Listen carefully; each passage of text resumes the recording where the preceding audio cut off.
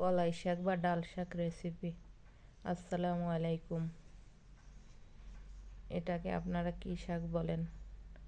আমরা বলি ডাল শাক, অনেক অঞ্চলে কলাই শাক, আবার খেসারি শাক ডাল শাক বলেও পরিচিত। তা প্রথমে শাকগুলো কেটে ছোট ছোট কুচি কুচি টুকরো করে নিলাম।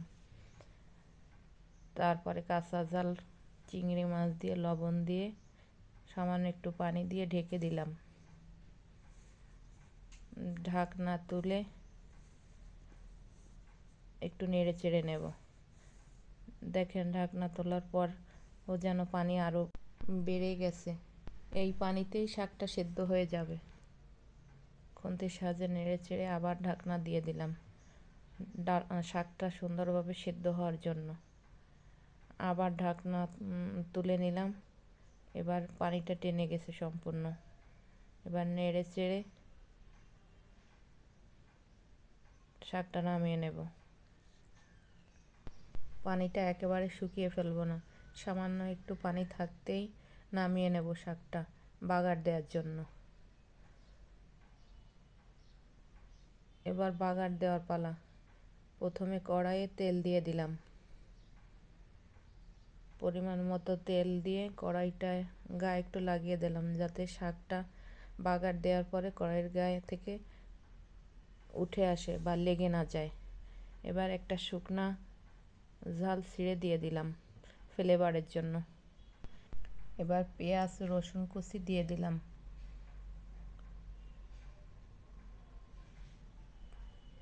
পেঁয়াজ রসুন কুচি দিয়ে নেড়ে চেড়ে নেব। পেঁয়াজটা বাদামি রং আসা পর্যন্ত একেবারেও পেঁয়াজটা পুড়িয়ে ফেলবো না বা বেশি লাল করে ফেলবো না।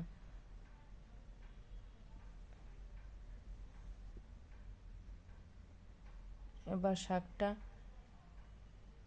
দেওয়ার জন্য বাগারটা রেডি। এবার শাকটা দিয়ে দেব।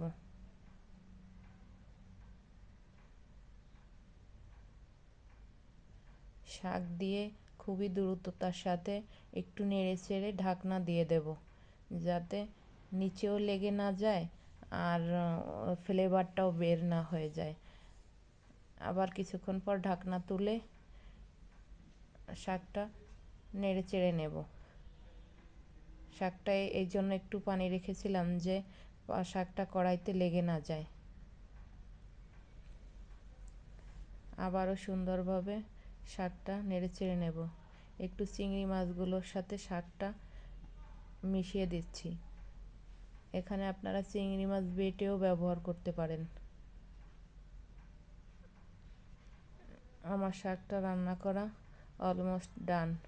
সামান্য একটু লবণ দিয়ে দিলাম, কারণ আমি লবণটা চেক করে নিয়েছিলাম, লবণটা একটু কম মনে হয়েছে, এজন্য তাই একটু লবণ দিয়ে দিলাম।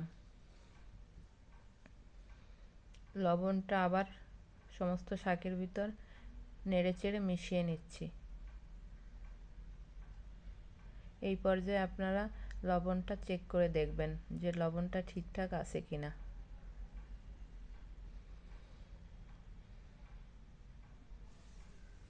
দেখেন আমার শাকগুলো কমে কতটুকু হয়ে গিয়েছে, সফট হয়ে গেছে শাকটা।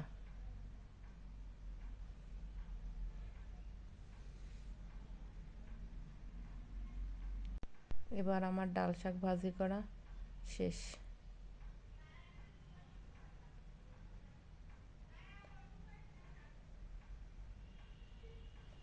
এভাবে আপনারা চিংড়ি মাছ দিয়ে ডাল শাক ভাজি করে খেয়ে দেখবেন, খুবই মজাদার হয় আলহামদুলিল্লাহ।